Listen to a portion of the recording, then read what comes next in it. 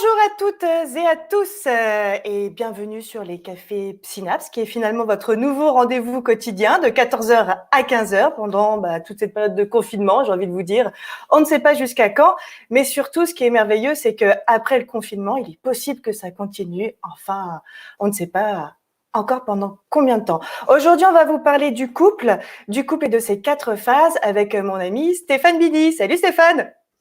Et Santé! oui, salut. Coucou! Chin.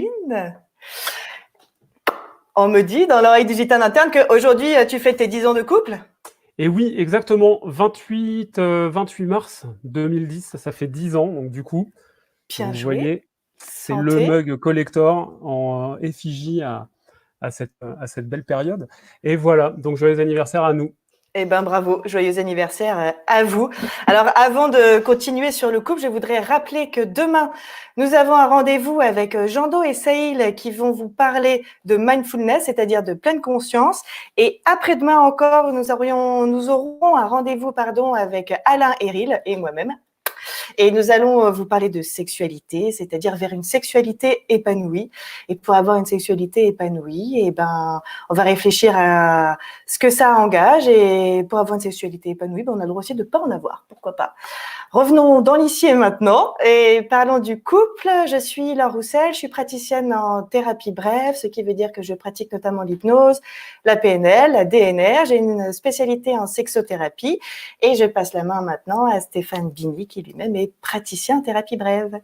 Exactement, donc praticien en thérapie brève, je travaille sur les thérapies brèves systémiques, sur la PNL, sur l'hypnose, thérapie individuelle, conjugale et familiale. Et donc dans le cadre de la thérapie conjugale, on va vous parler un petit peu de couple et des phases du développement de couple. Alors, avant de commencer, il me paraissait essentiel de rappeler que si nous proposons ces échanges, c'est dans le cadre de la thérapie brève systémique, c'est-à-dire dans une approche qui, initialement, se veut non normative. Ça veut dire que dans ce qu'on va vous exposer, ce qu'on va vous raconter, les expériences et les modèles qu'on va vous proposer, rien ne sera vrai, rien ne sera faux. Rien ne sera bien, rien ne sera mal également. On parlera de choses qui peuvent être adaptées ou inadaptées dans le cadre du contexte dans lequel on peut évidemment se trouver. Donc, seules les choses qui fonctionnent ou dysfonctionnent peuvent être traitées, prises en compte dans le cadre du cabinet, mais peut-être aussi dans le cadre de cette vidéo. Et puis, parfois, ce qui dysfonctionne peut générer du fonctionnement dans un couple parce qu'on a pris certaines habitudes. Ben oui, absolument. Non normative, ça veut dire qu'on est vraiment là pour lever les étiquettes. On n'est pas là pour dire ce qui est bien, ce qui est pas bien. Ça veut dire que là où on pourrait se dire du couple des voisins qui sont toujours en train de s'engueuler, qu'on attend peut-être à travers le mur ou à travers les fenêtres, parce que là on est confiné et qu'on les voit tout le temps en train de s'agiter, je sais pas, tous les matins. Et on pourrait se dire que dans ce fonctionnement-là, probablement ils sont dysfonctionnels. Et non, en fait, c'est comme ça que eux ils sont ensemble et c'est comme ça qu'ils créent du lien. On appelle ça un rituel de lien. Là où peut-être d'autres qui se regardent tous les jours en souriant, en fait, ils sont juste en absence de relation. Donc, on lève les étiquettes. On n'est pas là pour dire ce qui est bien, ce qui est pas bien, et juste on continue à s'interroger sur ce qui est bon ou pas pour le couple, ce couple-là, dans sa spécificité à lui. Avant toute chose, on a parlé d'approche systémique. Stéphane, est-ce que tu peux redire aux personnes peut-être qui ont été formées déjà, pourquoi pas, en approche systémique, et pour ceux qui arrivent avec nous, ce que ça veut dire, ça, la pensée systémique? Mais la systémie, alors si on veut considérer la systémie, on va considérer que tout est système. Ça veut dire que on va du macro-système avec un système solaire, on va du micro-système jusqu'à la cellule, finalement, et on peut considérer que un couple est un système. Alors, c'est quoi un système? C'est tout simplement deux éléments ou plusieurs éléments qui vont être en interaction, c'est-à-dire qui vont communiquer, interagir, qui vont être en relation et qui vont viser à trouver un équilibre. Alors, dans ces systèmes, on va trouver des règles qui peuvent être des règles et des principes qui peuvent être particuliers, qui peuvent être singuliers par rapport à ce système, c'est ce qu'on se disait il y a quelques secondes, par rapport à ce couple qui fonctionne de cette façon-là, avec des règles qui sont particulièrement établies. Et puis, on a des principes qui sont plus généraux. Alors, si on veut aller se référer et si on veut aller bouquiner pendant ce temps de confinement, on ira chercher Ludwig von Bertalanffy et la théorie générale des systèmes, dans laquelle on verra qu'il y a 4 principes, dont 2 dont on parlera aujourd'hui, qui sont les principes qui s'appliquent à toute forme de système. En tout cas, ce qui nous intéresse aujourd'hui, c'est le couple. Et le couple est donc un système avec au moins 2 éléments qui sont en relation et qui vont chercher à fonctionner au mieux. Oui, au mieux. Bah, en tout cas, c'est ce qu'on espère.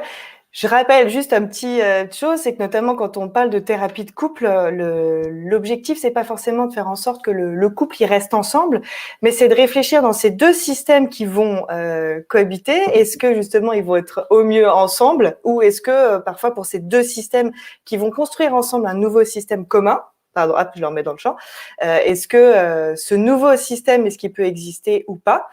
Et effectivement, moi, ça me fait penser, tu parlais tout à l'heure de système solaire. Si on reprend la notion, par exemple, d'atome, un élément si on part du couple hétéronormé dans un premier temps, après, effectivement, on pourrait parler d'un couple femme-femme ou d'un couple homme-homme, et parlons d'un couple hétéronormé homme-femme. Madame, par exemple, elle-même, elle a son noyau avec ses éléments. Monsieur, lui, va avoir son noyau avec ses éléments. Chacun va avoir son propre mouvement, et on voit bien qu'effectivement, dans ces éléments, il va y avoir des interactions, et probablement que dans ces mouvements, il y a des choses qui vont rentrer en corrélation, parfois peut-être se heurter, ou parfois vont pouvoir interagir. Et ça me fait penser parfois à cette métaphore de la mayonnaise. Quand vous faites une mayonnaise, il va vous falloir des œufs, il va vous falloir de l'huile. C'est 2 éléments bien distincts, et quand vous les mélangez, ça vous crée encore autre chose de nouveau, et ça vous fait une mayonnaise. Et ça me fait un lien vers quelque chose dont tu voulais parler, c'est la totalité, le principe de totalité. Et oui, tout à fait. Alors la totalité, c'est un des éléments dont on parlait, qui fait partie des principes généraux des systèmes. La totalité, c'est prendre en considération que le système est un tout. Et parce qu'il est un tout avec ses éléments interreliés, quand on va toucher à un élément, c'est les autres éléments qui peuvent être indirectement impactés. Alors qu'est-ce qu'on peut prendre comme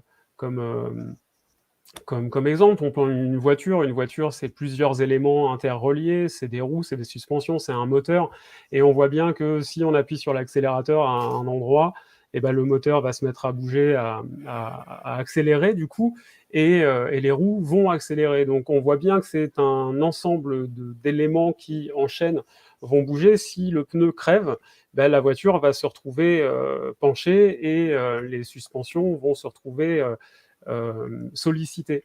Donc on peut imaginer, finalement, dans le cadre de cette totalité, que le système est un tout, que le couple est un tout, et qu'on peut travailler sur un élément et faire bouger un autre élément. Autrement dit, quand on travaille en couple, on peut travailler soit en conjugal, avec le couple qui se déplace dans notre cabinet, ou alors on peut travailler avec un des éléments du couple par rapport à la relation qu'il entretient avec l'autre. D'où l'intérêt, finalement, de voir que si vous prenez plaisir à venir devant les cafés Synapse tous les jours à 14h, vous avez la possibilité de vous enrichir, de vous nourrir, d'apprendre peut-être des choses ou de les revisiter. Et parallèlement, quand vous retournez dans votre quotidien et que vous êtes de nouveau en interaction avec votre partenaire, vous avez la possibilité de l'influencer, parce que vous avez appris des choses, parce que vous avez changé, et parce que vous êtes déjà différent dans cette relation. Absolument. Et vous êtes différent dans cette relation, et pour autant, cette relation dans cette totalité, elle va toujours tenter de maintenir un équilibre. Cet équilibre qui est idiosyncratique, ou pour redéfinir, qui est inhérent en fait à cette identité qui se crée, ce couple. On va parler d'homéostasie du système. C'est-à-dire que tout ce que vous allez pouvoir apprendre aujourd'hui quand vous venez au Café Synapse, ou tout ce qui fait partie de votre mouvement personnel, va venir s'inscrire ensuite dans votre système plus global. C'est ce qu'on appelle l'homéostasie du système. Donc, d'un point de vue global, qu'est-ce qui fait que votre couple, il va toujours chercher à se maintenir selon un équilibre tel que c'est bon pour lui. Je pense à l'équilibre de la mayonnaise, par exemple, sachant que chacun de ces éléments, peut-être à l'intérieur, va pouvoir bouger. Si je reprends la métaphore de la mayonnaise, si à un moment donné, votre huile d'olive ou votre huile de tournesol, je ne sais pas, elle s'est un petit peu refroidie ou elle s'est un petit peu réchauffée, ou à un moment donné, il y en a un petit peu plus parce qu'elle a été soumise à des influences externes quelconques, à un moment donné, peut-être qu'il faudra davantage battre la totalité, ou peut-être la passer un petit peu au frais, ou peut-être au contraire la réchauffer. Peut-être il faudra rajouter de l'œuf pour que la mayonnaise puisse se maintenir. Et ce sera toujours la même chose. C'est-à-dire qu'aujourd'hui, peut-être vous allez faire l'acquisition de nouvelles compétences, de nouvelles manières de vous envisager vous-même dans le couple, de vous envisager vous-même dans votre propre responsabilité dans votre couple. Et cela va impacter la relation.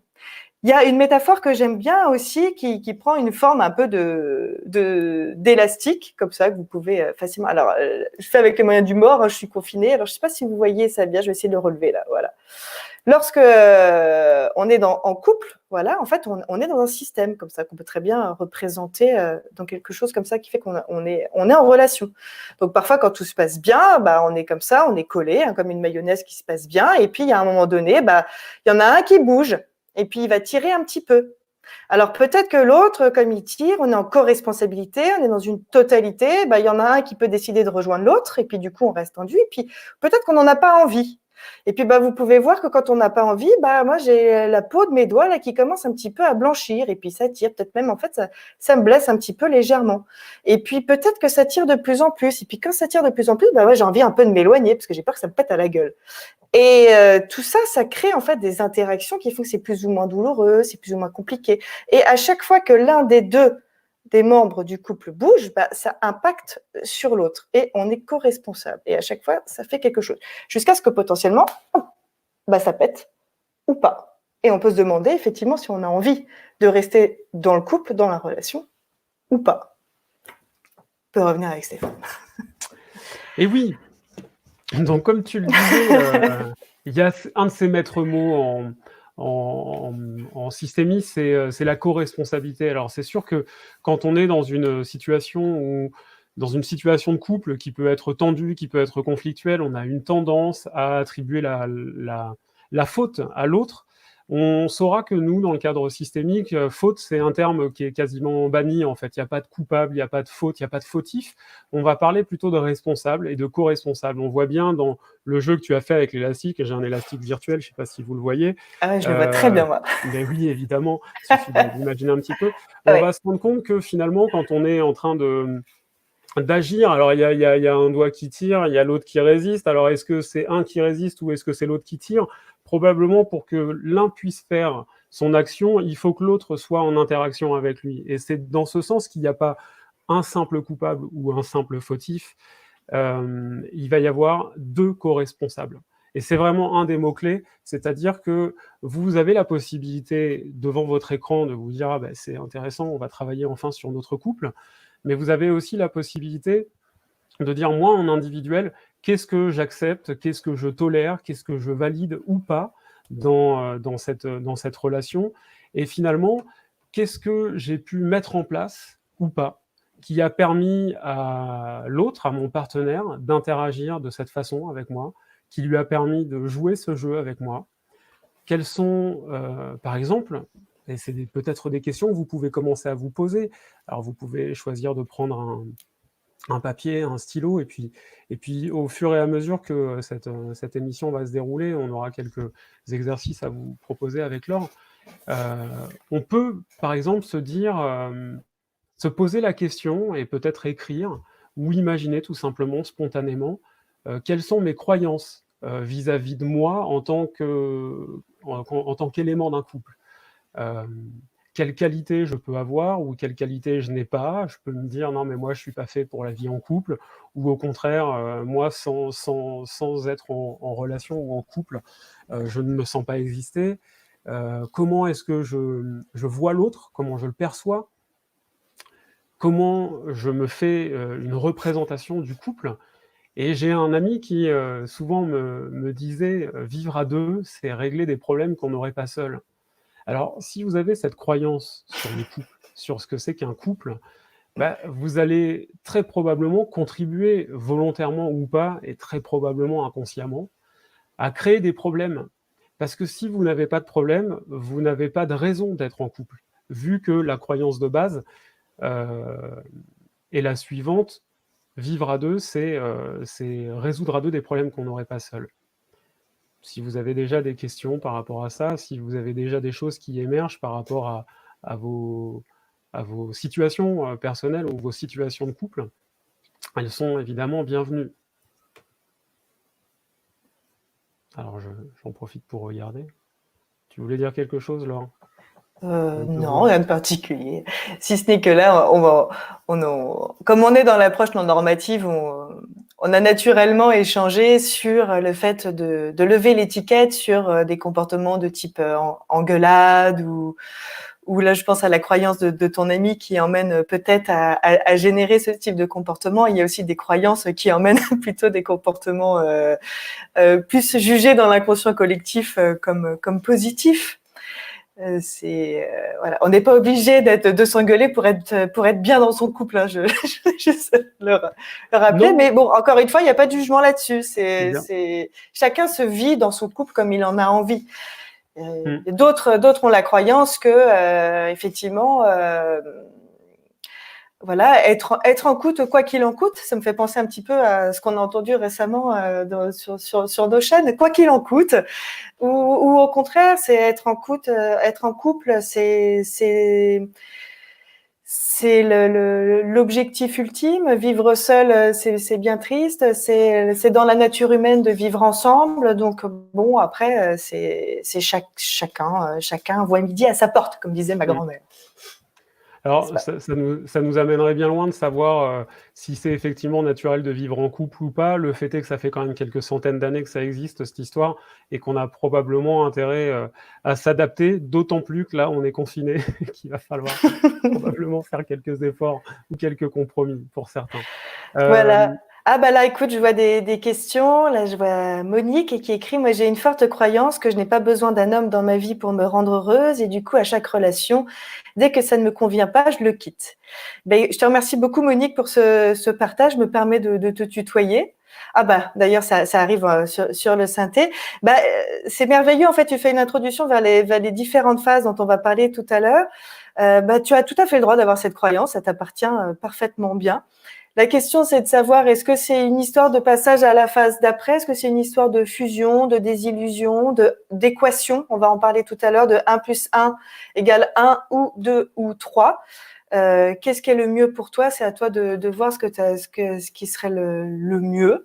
Peut-être que c'est juste une histoire en fait de mise à jour et de mythe fondateur par rapport à ce qui est possible d'en faire plus tard. La question est qu'est-ce qui est le mieux pour toi en fait? On n'est pas là pour encore une fois, c'est ce que je disais tout à l'heure par rapport à la sexualité, on n'est pas là pour obliger et dire que le couple est un incontournable. Tu penses que tu as à dire, toi Stéphane, par rapport à ça? Ben, moi, je suis assez d'accord sur le fait que chacun trouve midi à sa porte et chacun fait comme il veut dans la mesure où c'est écologique. Si c'est pas subi et que c'est un choix d'être seul ou de se séparer de quelqu'un quand on n'est pas bien avec, pour le meilleur et pour le pire, c'est une croyance et peut-être que ça pourrait être que pour le meilleur ou peut-être que ça pourrait être que pour le pire. Ça dépend effectivement, comme tu le disais, du mythe fondateur et ça dépend de la façon dont on envisage consciemment et inconsciemment la structuration du couple. Je voyais dans les questions, mais je crois que la réponse a été donnée, Alexia, qui posait la question de quel était le livre.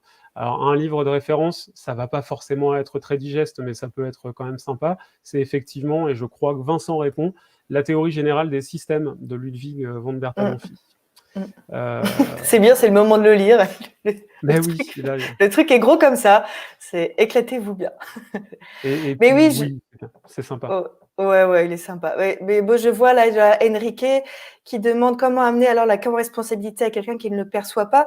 On va en parler tout à l'heure. Bah, après, effectivement, dans le principe de co-responsabilité, commencer par effectivement faire en sorte que chacun prenne sa part de responsabilité dans la relation. Ça, c'est les bases. C'est-à-dire que si à un moment donné, chacun commence par charger l'autre, de son propre malheur, déjà, il y a un souci de base. Mais on va en parler tout à l'heure sur les différentes phases. On va Et avancer peut-être un petit peu? Oui, oui, on va vas-y. avancer, mais juste peut-être une réponse, c'est qu'effectivement, quand on est dans la co-responsabilité, on a la responsabilité de ce qu'on apporte dans cette relation et l'autre a sa responsabilité dans ce qu'il apporte.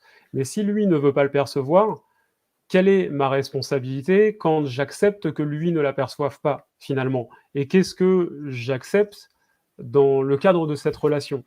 C'est-à-dire que finalement, je pourrais me plaindre, et alors je pense que Céhil et Jando et Jando? Philippe en ont parlé hier, Mmh. c'est le triangle de Karpman, c'est de dire: «Bah oui, mais moi je suis responsable, l'autre ne l'est pas et il veut pas prendre sa part de responsabilité».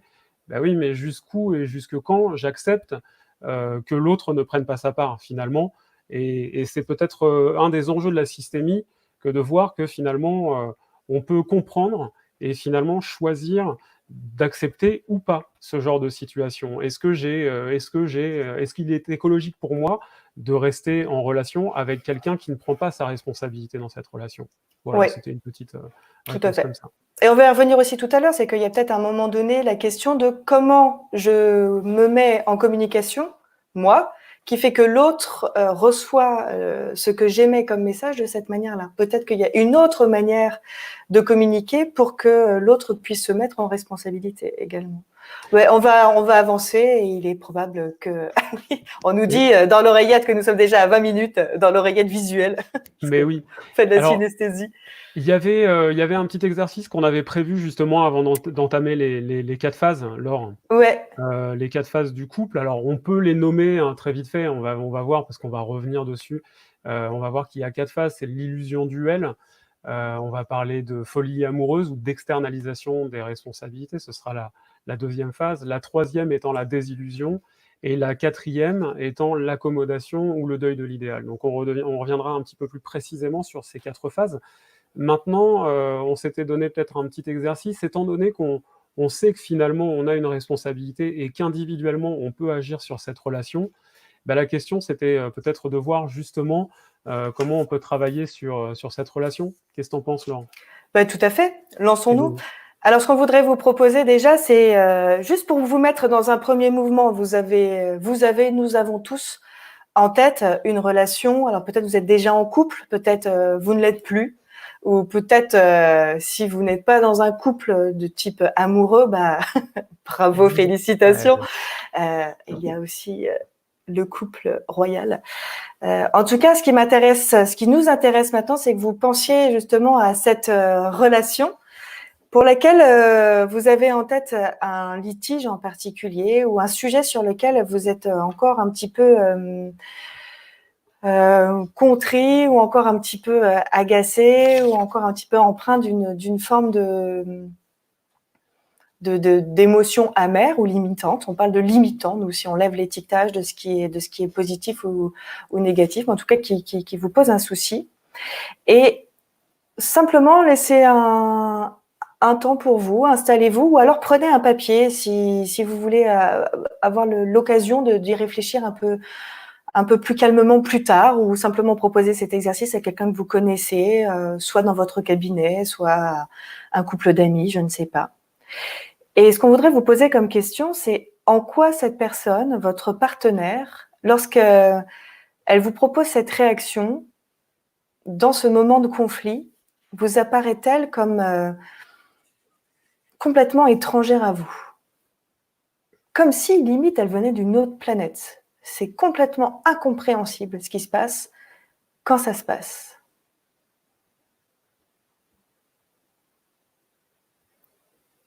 Connectez-vous bien avec cette situation-là, ce que ça vous fait, ce que vous ressentez, ce que vous voyez, ce que vous entendez à ce moment-là.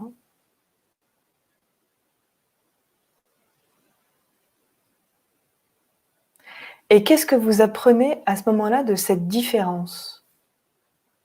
Comme si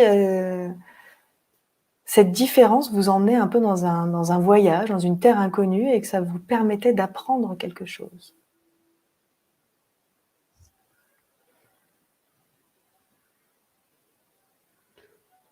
alors vous pouvez encore prendre, quelques secondes, vous pouvez laisser venir des mots, des images, des sensations. Et vous pouvez aussi, si c'est le cas et si c'est des choses qui vous arrivent, commencer à vous poser la question et chercher à saisir comment fait votre partenaire pour vous énerver ou vous mettre hors de vous. Qu'est-ce que cela pourrait indiquer en ce qui concerne, peut-être, des aspects irrésolus de votre vie?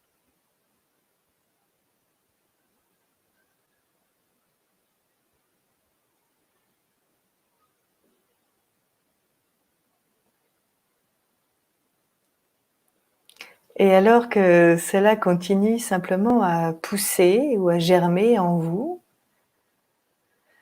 c'est comme si à un autre niveau, il y avait un petit pas de côté qui se faisait et une autre partie de vous connecte ce moment où un changement positif en vous, un apprentissage a pu se faire simplement parce que vous avez pu vous mettre en contact avec quelqu'un d'autre, l'altérité, une autre personne qui était différente de vous, une autre personne, et simplement ça vous montre le chemin qu'il est possible d'apprendre de l'autre, et ça va vous permettre de créer du lien, que la personne avec laquelle vous êtes en conflit aujourd'hui, vous pouvez apprendre d'elle de la même manière que vous avez appris de l'autre. C'est comme si vous étiez en train de tisser là, de cette manière-là. Exactement comme ça. Voilà.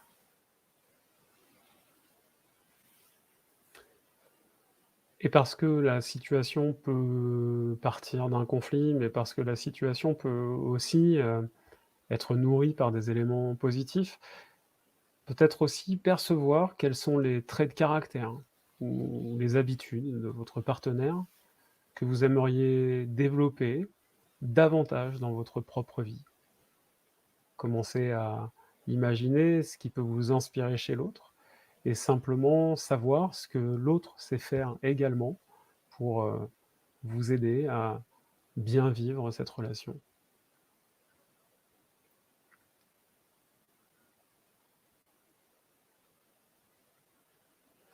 Et alors que cet autre sait faire cette chose-là parfaitement, et bien plus encore, vous allez pouvoir continuer à vous apercevoir que finalement, elle participe d'une certaine manière à résoudre ce puzzle et finalement, elle est aussi la pièce manquante de ce patchwork qui est le vôtre. Et elle est probablement la pièce manquante de votre puzzle, à cet endroit-là en particulier. Et c'est agréable de constater comme tout d'un coup, la forme de ce dessin qui était inachevé devient plus claire, plus limpide. Cette sensation qui était encore en mouvement maintenant peut devenir plus concrète. Et finalement, ce qui avant était comme un problème est maintenant une solution.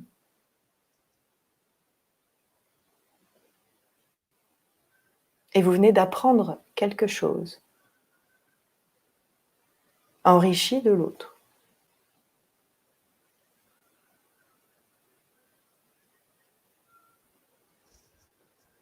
N'est-ce pas, Stéphane? Mais oui, tout à fait. Et nous sommes curieux de savoir comment ça s'est passé pour vous.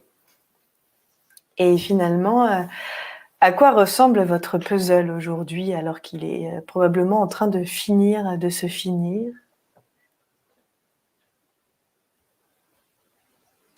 Ah, merci, on voit vos commentaires arriver. Super, super. Alors quoi? Moi, je suis visuel et lui auditif, donc toutes les 30 minutes, je descends voir ce qu'il fout dans son gars. Donc il n'est pas présent et ça me gonfle. Et oui, effectivement. Faut revoir le casting, hein, je suis Alors oui, alors Mmh. il y a des choses différentes. Alors on a des retours sur votre expérience concernant le changement par la relation, donc ça c'est merveilleux. Et par ailleurs, il y a des échanges aussi sur des personnes qui sont en couple avec ce qu'on appelle des des haltères qui ont des canaux de représentation différents. C'est-à-dire que, donc ça, c'est un pas un peu vers la PNL. Il y a des gens qui parlent plutôt sur un registre visuel, d'autres plutôt auditif, d'autres plutôt kinesthésique dans le ressenti. Et c'est vrai que quand on parle en image à quelqu'un qui parle plutôt en son, bah, on se comprend pas forcément. Donc, c'est peut-être pour ça. Et c'est la Mais, richesse finalement de cette différence, c'est justement d'apprendre et à aller oui, sur d'autres canaux probablement. absolument, Alors, absolument. un petit message de Marie Sigrid qui nous demande si c'est normal de voir plusieurs personnes. Et ben, étant donné qu'il n'y a pas de normalité, si c'est OK pour toi et si c'est OK pour eux, et ben ou elle d'ailleurs, tu fais ce que tu veux, Marie Sigrid, et ben c'est bien comme ça en fait. Il y a encore une fois pas de normalité. Petite digression, mais si on remonte à ce qu'on a appris quand on était au collège, on parlait de polythéisme, et quand il était question de polythéisme, on voyait bien que les dieux avaient plusieurs unions. Quand on est passé au monothéisme, on est arrivé sur un plan un petit peu plus, comment dire, euh, limité en termes d'expérience, où on nous a dit qu'il était important d'avoir un couple, d'être dans une relation, et cette relation, du coup, devait fonctionner avec alors un homme et une femme, classiquement, et on devait être fidèle, et c'est comme ça que ça devait fonctionner. Alors, c'est un modèle, mais si Marie Sigrid, tu penses que voir plusieurs personnes, c'est OK pour toi, fais-toi plaisir. En tout cas, on est d'accord avec Et ça. on est d'accord avec ça, approche non normative, et pourquoi pas avoir une vision polyamoureuse? Tout à fait. Je, je Alors, sais pas. Tout est euh, bon, n'est-ce pas? Je bien pense les qu'on va. faiblesses. Merci beaucoup pour vos retours. On adorerait vraiment pouvoir échanger avec vous tous. On va avancer un petit peu.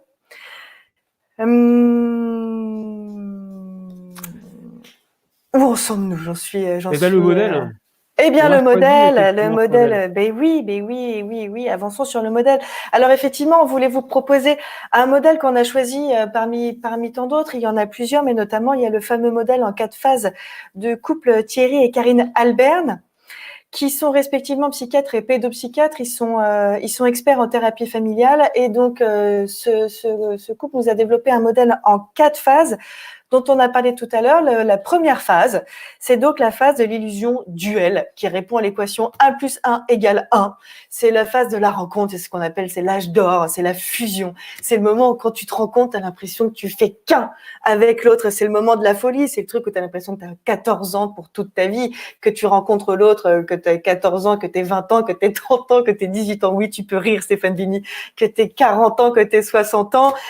Tu le vois, tu le rencontres. Voilà, joyeux anniversaire à toi. Mais je vois qu'au bout de 10 ans, tu es toujours dans cette période fusion, peut-être. C'est merveilleux.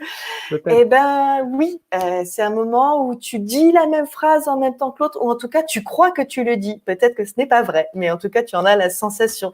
C'est le moment où tu es prêt à te lever à 4 heures du mat pour traverser la France, pour lui amener un pain au chocolat. Et c'est normal, c'est merveilleux, parce que en fait, tu es lui, il est toi, ou elle est toi. Si tu es lesbienne, tu as le droit aussi. Hein. J'ai dit tout à l'heure, pardon, on parle plutôt en hétéronormé. C'est merveilleux. En fait, on ne sait pas, nous ne sommes qu'un. On a besoin de ces moments-là, mais c'est une illusion. En réalité, on ment, on se montre dans son meilleur jour, ou dans ce qu'on croit que l'autre attend de soi, et vice-versa, hein, d'ailleurs. Mais ça dure pas si longtemps que ça, finalement. Ça dure 6 mois, ce qu'on appelle l'âge d'or. Au bout d'un moment, ça s'arrêtera, n'est-ce pas? Et oui, enfin, ça Et... s'arrêtera ou pas. Alors, on a cette référence de Fanfan, si vous avez les références d'Alexandre Jardin, avec ce couple qui, ou en tout cas cette personne qui veut toujours entretenir justement cette passion, la passion du début de cette relation, où on veut être dans quelque chose de fusionnel, on veut être dans quelque chose d'idyllique. Alors évidemment, c'est super intéressant de pouvoir vivre ça. Maintenant, comme tu le disais tout à l'heure, on a cette équation du couple qui est en référence aux travaux de Philippe Caillet, avec les objets flottants et l'émergence comment dire, d'une troisième entité. Donc on a le 1 plus 1 égale 1, c'est celui dont il est question. On est dans quelque chose de fusionnel. C'est toi plus moi égale 1, c'est-à-dire toi ou moi. étant donné qu'on est semblable, en tout cas qu'on est dans cette illusion que à chaque fois que je commence une phrase, elle la termine, que on est vraiment fait l'un pour l'autre et que on est tout à fait en phase et synchronisé, on a l'illusion qu'on est un. Et donc on a ce 1 plus 1 égale 1. Très intéressant, super passionnant, super passionné. Ceci dit, quand je dois aller bosser, c'est compliqué d'amener ma conjointe avec moi physiquement. Quand on est en famille ou avec les amis, c'est un petit peu compliqué de rester collé parce que du coup, les gens disent non mais vous pouvez peut-être nous parler un petit peu. Ça se voit, ça se voit. Ça se voit, effectivement, c'est sympa. Et donc du coup, si vous êtes confinés ensemble et que vous vivez cette phase, ben, c'est fantastique. Vous allez très probablement profiter. Et peut-être que les 6 mois vont se raccourcir et que vous allez très rapidement vous rendre compte que finalement, ça n'est peut-être qu'une illusion. À Certaines peine une personnes sensation, aiment. peut-être. Oui, exactement, bien sûr. Je t'en prie. Et certaines personnes aiment tellement ce sentiment que, une fois cette phase terminée, elles vont rompre pour pouvoir vivre de nouveau ce type de relation-là, parce qu'elles pensent que l'amour, c'est ça. Dans le cadre de la relation, dans le cadre du modèle justement avec ces 4 phases, on va pouvoir voir justement qu'il y a d'autres étapes. Évidemment, les personnes qui vivent ça, logiquement, ne viennent pas vous voir en cabinet, et si vous vivez cette période ensemble, vous n'allez pas vous n'allez pas le vivre comme un problème. Ce qui peut être problématique, c'est s'il y a un décalage de phase et qu'une personne est sur la phase 1, tandis que l'autre est déjà passé sur la phase 2, voire 3. Oui. La phase 2. Oui, la phase 2, j'allais dire oui, plus la phase 3 bien. La phase 2, qu'est-ce que c'est? La phase 2, bah, c'est la phase d'externalisation, pardon, des responsabilités. C'est-à-dire que, en fait, tu es toujours un petit peu dans cette folie amoureuse, mais il commence un peu à y avoir des soucis. Mais comme toi, c'est l'autre, s'il y a un grain de sable dans le potage, pardonnez-moi les fusions d'expression, c'est que c'est la faute des autres. Comme je disais, quand on préparait l'émission, on s'amusait un petit peu avec Stéphane, on disait, bah, typiquement en ce moment, si on a des soucis dans le couple, c'est parce qu'il y a le Covid, c'est parce qu'il y a eu un méchant pangolin, c'est parce qu'on est confiné, c'est parce qu'il y a Macron qui a décidé de nous confiner, c'est parce qu'il fait du bruit avec son truc à eau, ça nous énerve. Et oui, c'est à cause de ça. C'est à cause de ça, parce que nous, on est sensible de l'oreille. Donc, Oui. en fait, à un moment donné, il est tellement impossible de sortir de la fusion et de se dire que, en fait, dans le couple, il y a probablement chez l'autre ou chez soi des petites choses à régler, qu'il vaut mieux se dire que c'est la faute des enfants, c'est la faute de la belle-mère, c'est la faute de l'ex, oui, parce qu'on dit la belle-mère, je passe pas forcément aux parents des autres, mais aussi de l'ex-conjoint, par exemple, que du coup, on incrimine le reste du monde plutôt que de se dire que c'est dans le couple qu'il y a à le régler. Et d'ailleurs, c'est tout à fait normal, puisque dans cette première période de fusion, comme il y a une espèce de confusion entre l'autre et le soi, on est comme dans quelque chose qui est complètement égotripé finalement, encore dans cet ego trip, il vaut mieux se dire que c'est la faute de l'autre que c'est la faute de soi. Comme ça, on se préserve un petit peu. Mais encore une fois, on ment. On se ment à soi-même et on ment à l'autre et vice-versa. Alors que là, encore une fois, on a peu de personnes qui viennent nous voir en cabinet à ce moment-là, ou peut-être que vous vous remettez pas trop en question à ce moment-là dans le couple. Nous, on se disait, bah, ce serait intéressant de se poser la question de quand même aujourd'hui se mettre en clairvoyance par rapport à ça, simplement pour mieux préparer l'aube de votre histoire d'amour réelle qui finalement va commencer à partir de la phase 3. Parce que avant, bah, c'est nécessaire et indispensable parce que c'est là qu'on va poser les mythes fondateurs. C'est important de vivre ces moments hyper spectaculaires parce que quand on aura 40 ans de couple, on se souviendra du pain au chocolat à partir de 4 heures du mat.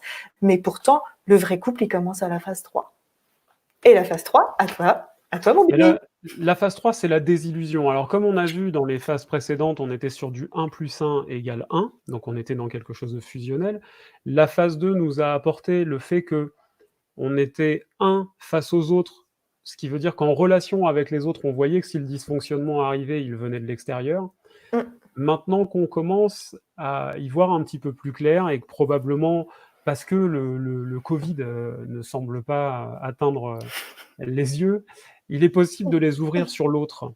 Et oui, exactement comme ça. Et Ouais. de voir finalement, de se rendre compte que les petits défauts, les petits détails qu'on avait perçus au départ, mais qu'on avait mis de côté parce qu'on voulait pas entacher cette belle histoire, et ben, commence à prendre un petit peu plus d'importance.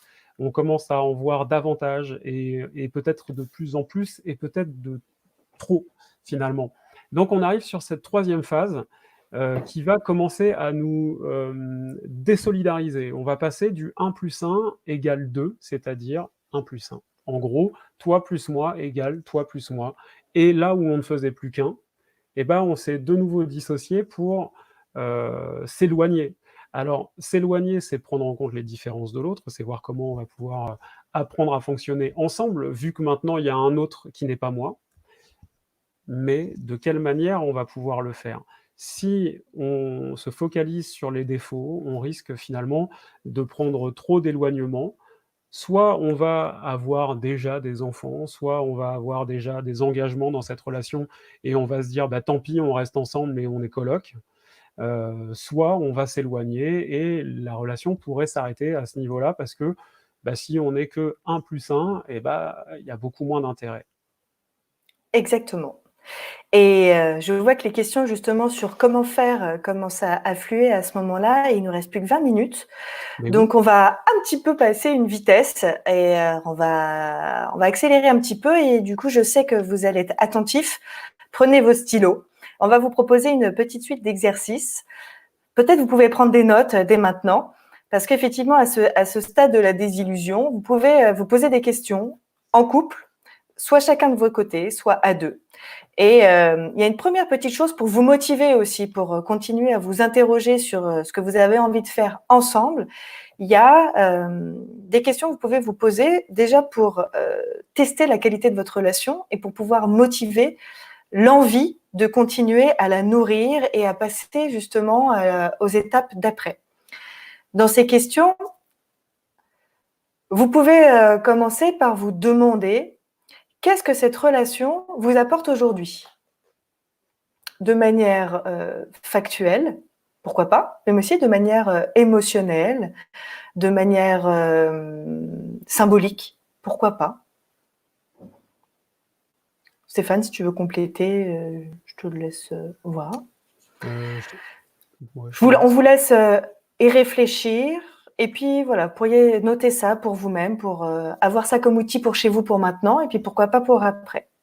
Vous pourriez aussi vous demander, qu'est-ce qui selon vous vous manque dans cette relation aujourd'hui ? Et peut-être vous a manqué hier. Pareil aussi d'un point de vue, pourquoi pas très très concrètement, très très factuellement et aussi émotionnellement.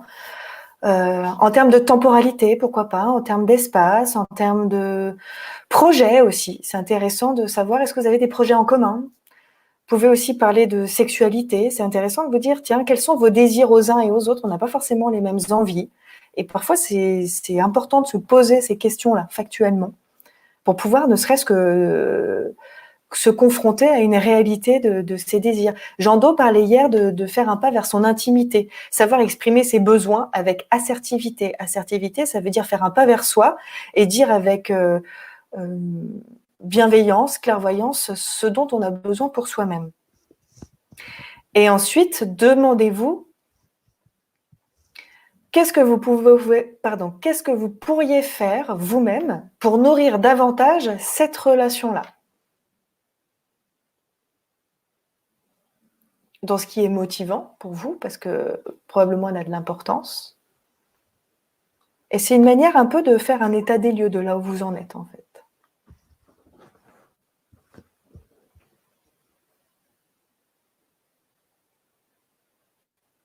Voilà, j'espère que vous avez le temps un petit peu de noter ces questions, qui sont des questions qui paraissent être de bon sens et pour autant, on prend pas suffisamment le temps de se les poser.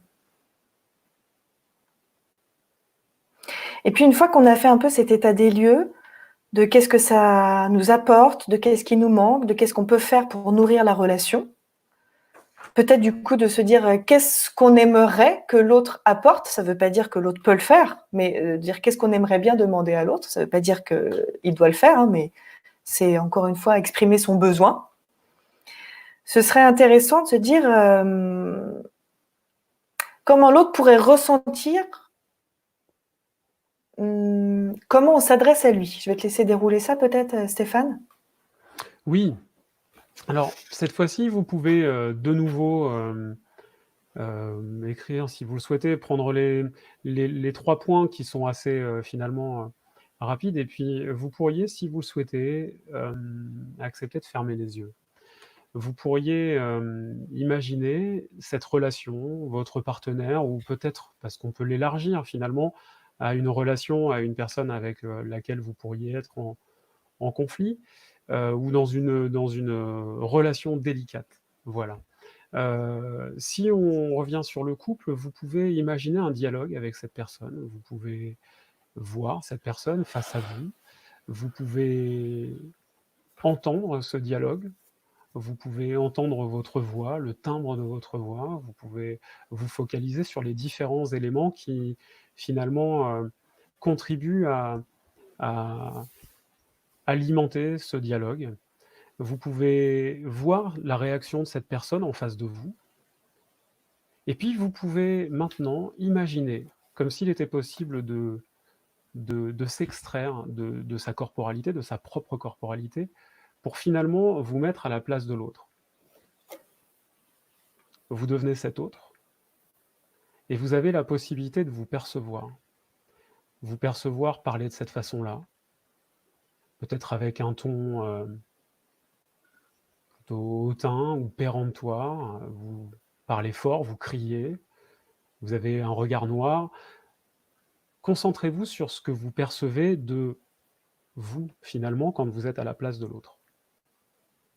Prenez le temps pour vous regarder, pour vous observer, et cherchez à décrire simplement ce que vous voyez, ce que vous entendez.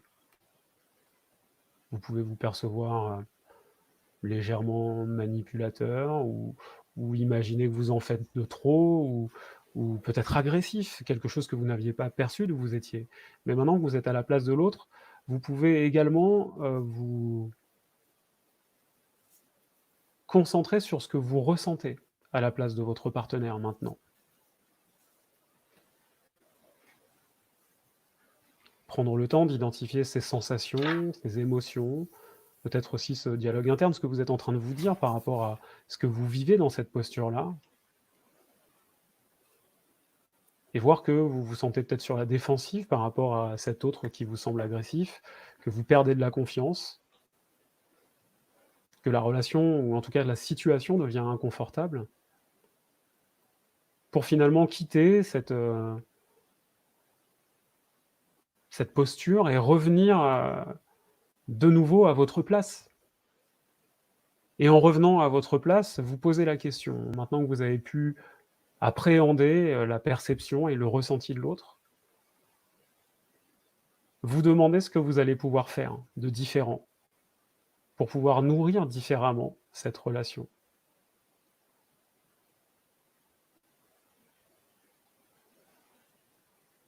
Peut-être accepter de formuler différemment, peut-être accepter de parler moins fort, et voir concrètement, très concrètement, en termes de comportement, ce que vous pouvez décider de mettre de différent dans cette relation.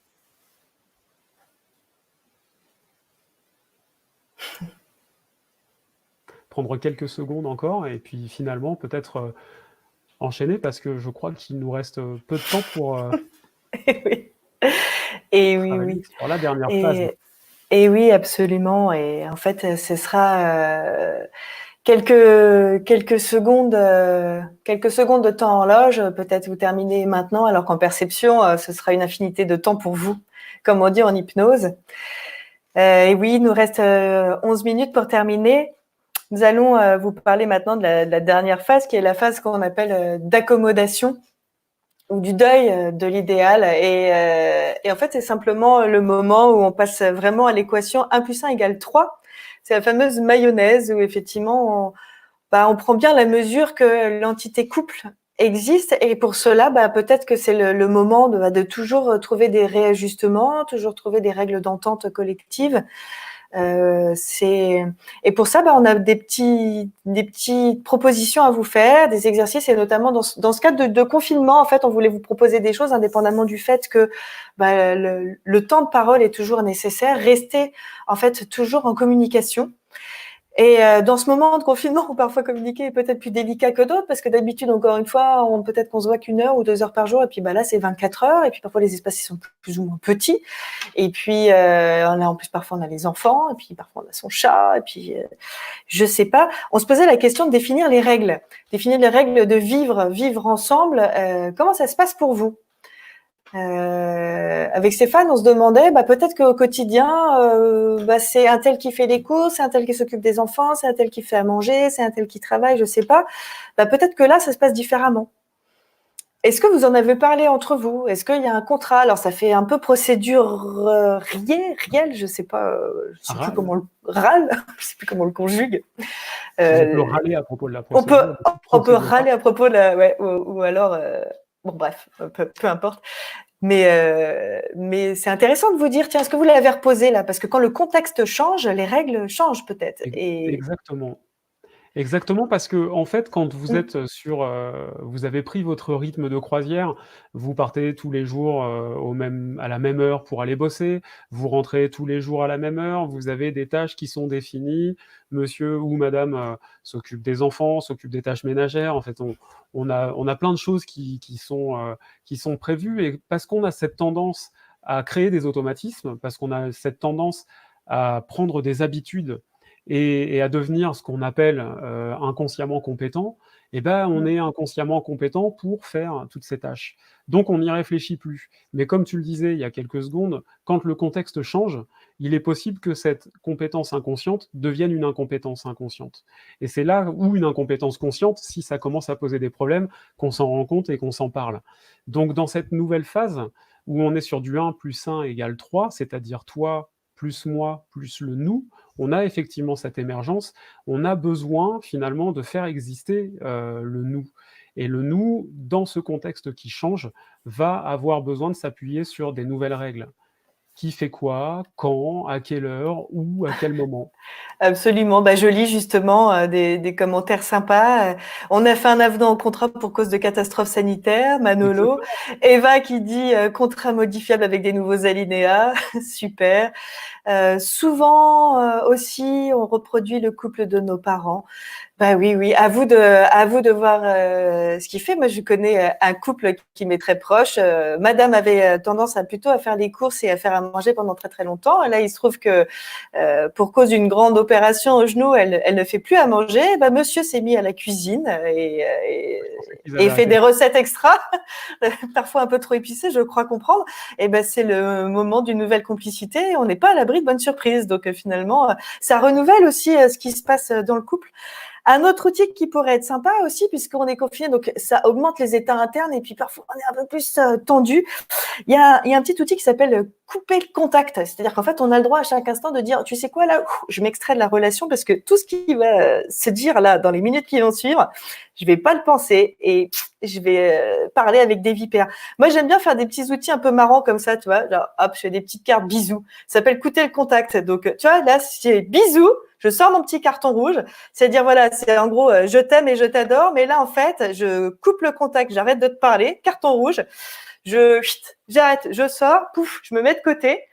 Voilà, ça veut dire là, je te parle plus jusqu'à ce que je sois calmée. Et après, quand je serai calmée, ou quand tu seras calmé, d'ailleurs, ça marche dans les deux sens, on pourra reparler. Parce qu'en fait, là, tant que l'état interne il n'est pas stabilisé, ça sert à rien. Là, tu sais, là, tout ce qui va se dire, ça va être du cacaboudin. Alors, on a la possibilité de couper momentanément le contact si le moteur s'emballe. Et effectivement, cette notion de carton, il y a des codes qu'on peut utiliser pour dire là, c'est pas le moment, je peux pas parler, donc je préfère qu'on en parle plus tard parce que sinon, effectivement, ça va partir en vrille. Il y a la règle des 20 minutes qui est extrêmement intéressante aussi, c'est que quand on a des situations qui sont conflictuelles et récurrentes, Alors ça peut être un problème dans une zone de vie du couple qui pourrait être la gestion des finances, ou on pourrait être sur la fréquence des relations sexuelles.